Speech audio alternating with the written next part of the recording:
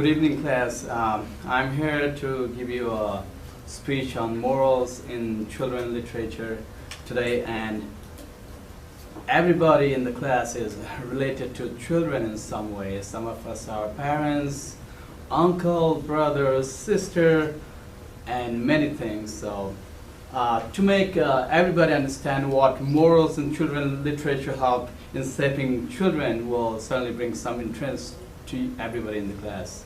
So the reason for me choosing this subject is I am a literature major and I am into writing right now, and I'm working on writing a book. So I think like the book with morals will always get more attention than the book without morals, and there are like certain ways to put morals in the book so that readers will know the difference and they will start using it for better purposes for the children. And children literature with morals are excellent source of information for shaping children's behaviors and enhance their learning process. To pursue it, everybody to use books with morals for the children and relate these morals with example for better understanding. I'll also provide you the list of books where morals are presented. So, okay, these are the forms of children literature, and they come in many ways like riddles, fables, legends, myths, fairy tales, jokes, cautionary tales, nursery rhymes, playgrounds, songs, and folk tales. And there's a long history of children's literature too. It started from 14th century, 1481. Reynard the Fox, a beast fable, was introduced, and after that, 1484, the Fables of Aesop was translated from French and it came into arena. 17th and 18th centuries, James Genway's Token for Children was introduced, and 19th century, John Bunyan's A Book for Boys and Girls came into play. And how this children literature are relevant to children's as they provide delightful encounters. So you can always teach children like what happens, and it also develop moral and ethical perspectives for children, make connection, and you can make your own connection to those stories and teach children how they work.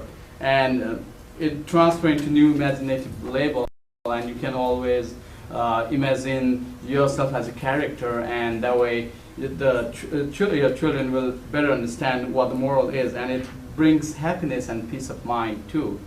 It increases knowledge of the world, and it's fun to read and explain too. When there is the children literature moral, it will be very fun. And there's a moral in American stories. Stephen Kellogg, he is often called as traditional, which evolved in North America continent in 16th century.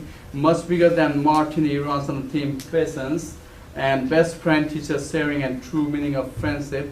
Once somebody play with me has taught about friendship to third grade or younger. A penguin pop for Pinkerton teaches us how to maintain good relationship with animals.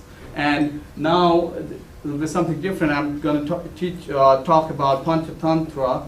This is stories for children told in Indian subcontinent from very ancient time. And Panchatantra means Pancha means five, and Tantra. Tantra is just like the English word mantra, like how you chant everyday life. And the author of this stories is Pandit Vishnu Sharma, and he wrote this moral stories for a king who wanted to teach his sons about morals. And it is also called Niti Srashtra, it means wise conduct to life.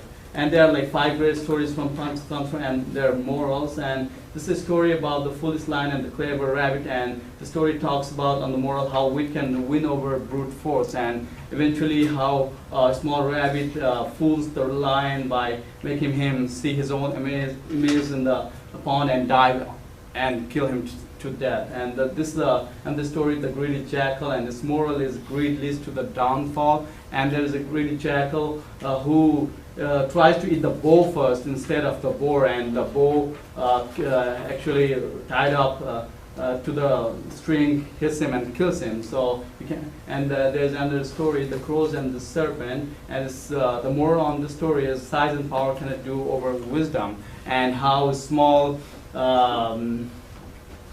crow steals a necklace from kings and throw it on the snake's burrow, and eventually the king's people kill the serpent. So size and power doesn't matter when you are encountering two big objects. So, and there's another story about Giza and the tortoise, and patience plays an important. You must have heard about this story where tortoise opened his mouth when he was. They were taking him to some other places, and he falls into that. And there's another story, the mice and the elephants, and this story teaches a friend in need is a great friend indeed. Everyone has their own qualities, and it happens once elephant has helped mouse, and when the big elephants were trapped, and the mouse eventually cut the ropes and helped them too. So everyone has their own qualities, and they're going to prove the way they are. And this is the status of children book sales in 2008, and 16.15% of total books were sold in 2008. About like overall books, like all kind of books, adult over there, and religion, e-books, and like this. And this is the rise of children books sales from 2007 to 2011, and it increased from 3.25 billion to 4.6 billion by 2011. So in 4 years, they increased by 1.35 billion. So that's a pretty impressive figure. And this is the volume of children's book written in 2011, and 4% of overall books written in 2000 were children's book.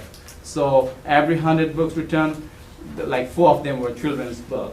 And this is the review of the main points. Teaching morals through children's literature helps building children's behavior in a good way. There are many forms of children's literature I have discussed already. Children's literature, how it started from 14th century, stories from Panchatantra, Stephen Kellogg's American writer, and his children's books. Children's literature is a prospering industry which is flourishing every way. So I've shown you the statistics too. Good moral stories are regarded and praised everywhere, and these are the list of references I used. Any questions?